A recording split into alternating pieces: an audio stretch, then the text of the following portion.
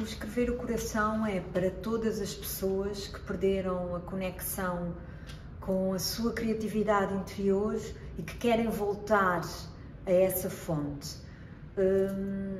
Qualquer pessoa, na verdade, pode participar numa sessão de escrever o coração, que usa estratégias físicas do yoga e da meditação para depois mergulhar na literatura e nas artes e fazer esse cruzamento como um convite para a pessoa se conectar com a sua criatividade. Então já começo a perceber, se calhar, onde é que vem este título, Escrever o Coração. Queres falar um bocadinho sobre isso? Eu tenho muita curiosidade em saber como é que chegaste a isso. Então, quando dava aulas, costumava dizer aos meus alunos, nos exercícios de escrita criativa, nas aulas de literatura, ou mesmo de cultura, para eles escreverem a partir do estômago. E isso para eles causava alguma estranheza, mas na verdade é desligar aquela componente cerebral e também o teu sensor interno que te diz eu não consigo e que te põe um modelo restritivo à frente e escreveres a partir de um ponto de fluxo. Isso é a criatividade e isso é também a meditação, essa entrega ao momento e essa confiança naquilo que tu recebes, no fundo, de um outro lugar, não é? Que vais apanhando à tua volta. Então, o coração, hoje em dia já está cientificamente provado que é um órgão que envia muito mais informação para o cérebro do que o cérebro para o coração. E isso é muito interessante. E o coração também, a nível energético, dos chakras, dos centros subtis de energia, é o que faz a ligação entre os chakras inferiores, que nos ligam à materialidade e à terra, e os chakras superiores, mais ligados à espiritualidade e à comunicação com o todo. Então é este ponto de ancoragem central e daí escrever o coração. E já falaste um bocadinho aí de onde é que veio, se calhar, este projeto, não é? Foram das tuas aulas de literatura, de cultura, dos exercícios de escrita criativa com as pessoas com quem trabalhavas, mas qual é a gênese mesma do projeto? Para além destas inspirações, qual é a gênese mesmo? O que é que te levou a fazer este projeto?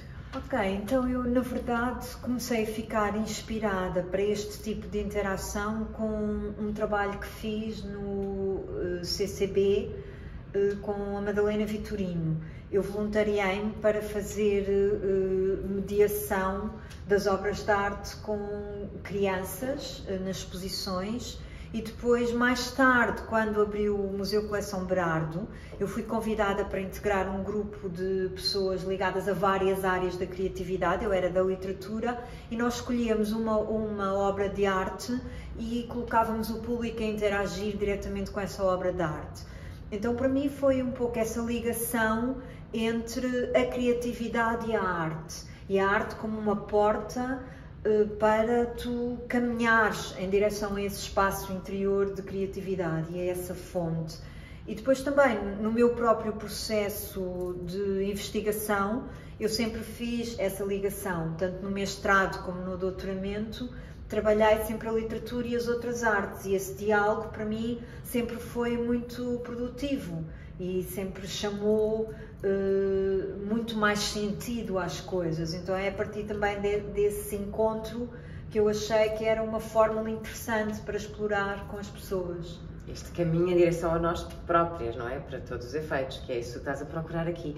E como é que se processa então uma sessão de escrever o coração? O que é que acontece efetivamente nestas sessões? Ok, então nós começamos por trabalhar a presença física, o corpo.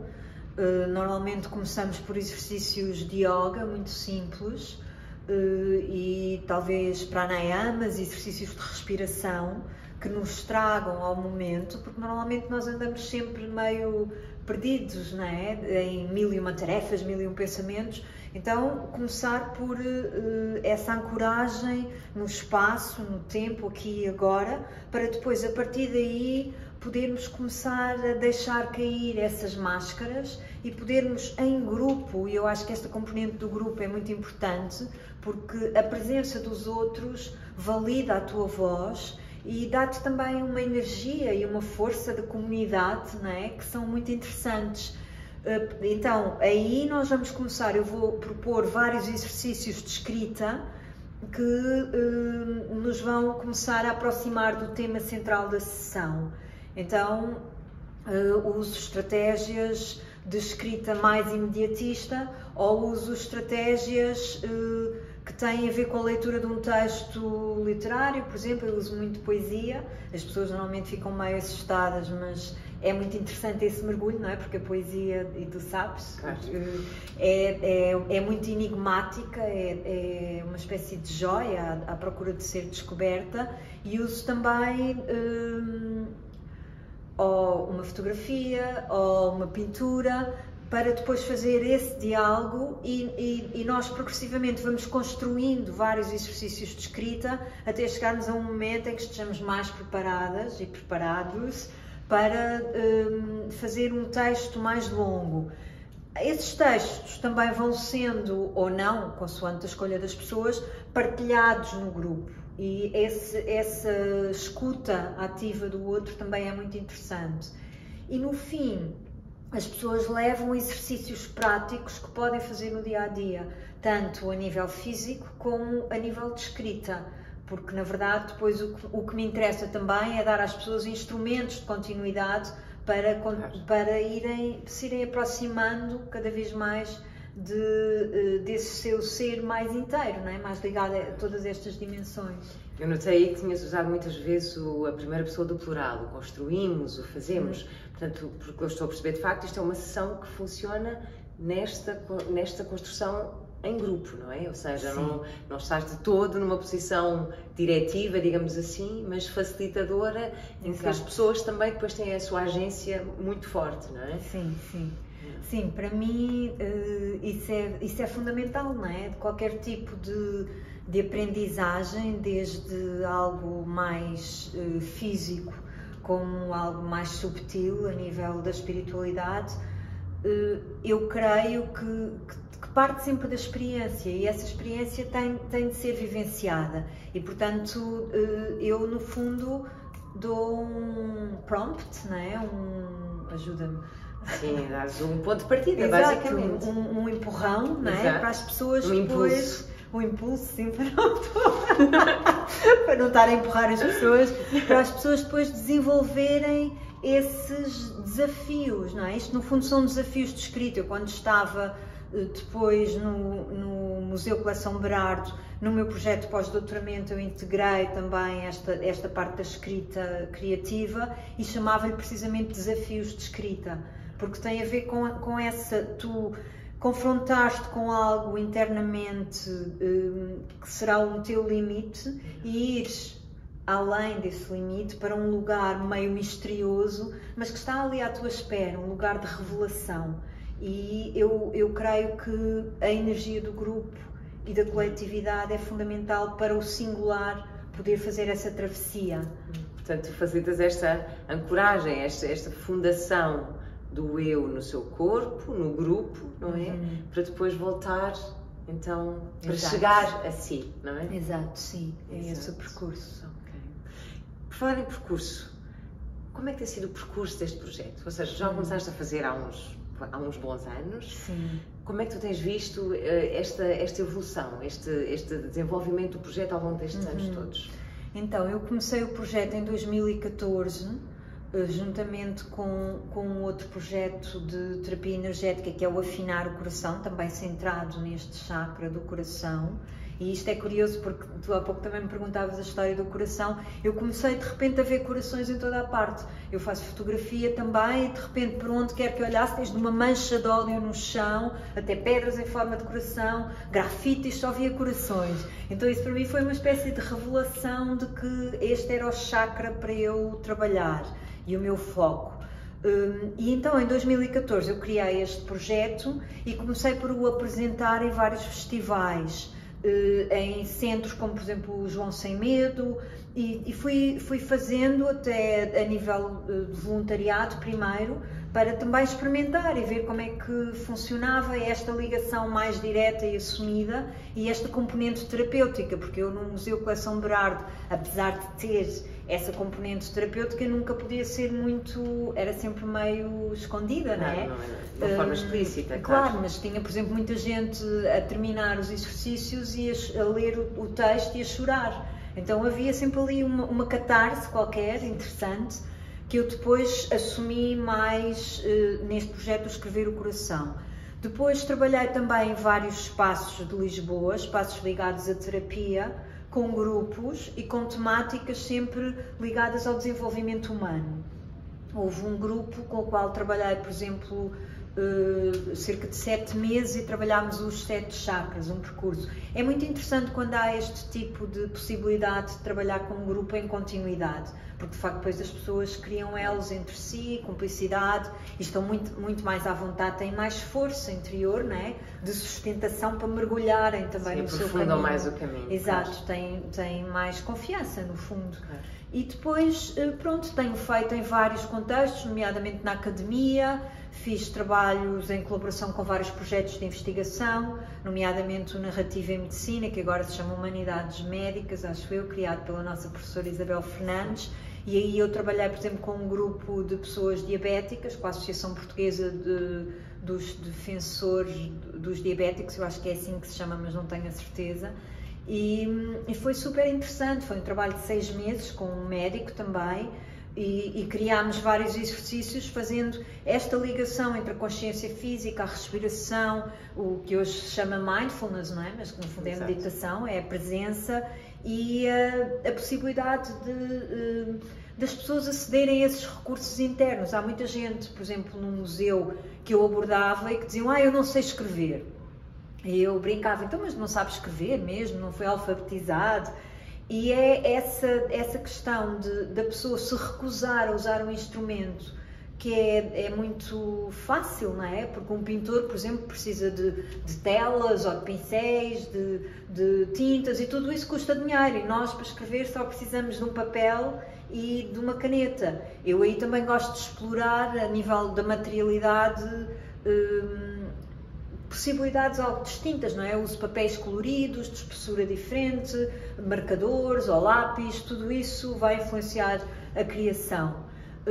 Pronto, então cheguei aqui a este momento onde estou, em que tenho muito mais tempo e disponibilidade para me entregar a estes projetos, porque essa é a minha escolha neste momento de vida e estou também a lançá-los num espaço neste momento em Colares, na Aldeia da Praia, convidando as pessoas a participarem. Tu falaste também aí não só de vários contextos em que este projeto pode ser integrado, como em temáticas. Escolhes efetivamente temáticas diferentes para as sessões? É uma escolha conjunta? Pode acontecer, pode não acontecer? Como é que isso funciona? Aí as temáticas são pré-definidas, não é? E as pessoas quando se inscrevem já sabem qual é a temática que vai ser preparada ou trabalhada, melhor dizendo. Eu já fiz sessões de escrever o coração, por exemplo, com poemas visuais, em que nós fazíamos recorte e colagem, ou já fiz sessões de escrever o coração, em que íamos escrever uma carta de amor a nós próprios e essa carta depois ia ser enviada pelo correio. Então há muitas modalidades e muitas possibilidades. Mas a ideia é nós escrevermos à roda desse tema. O que é interessante aí é que eu mesma que preparo, que faço a investigação, que escolho os materiais, sempre que faço e às vezes repito o mesmo tema, aprendo sempre coisas novas. As pessoas trazem sempre alguma coisa distinta ao poema ou trazem sempre uma interpretação diferente do que é aquele tópico. Falaste também de reações a que já assististe. Como é que costuma ser o feedback das pessoas que participam nas suas sessões? As pessoas ficam... Eu sinto que as pessoas ficam muito tocadas e muito transfiguradas. As pessoas, mesmo aquelas que por vezes estão mais retraídas, acabam por se entregar e acabam por mergulhar nesta experiência e dar-se a si próprias essa possibilidade, no fundo, do jogo. porque esta questão de nós às vezes sermos adultos e não nos permitirmos errar, não é? Queremos sempre fazer as coisas direitinhas e certas, e eu sofro muito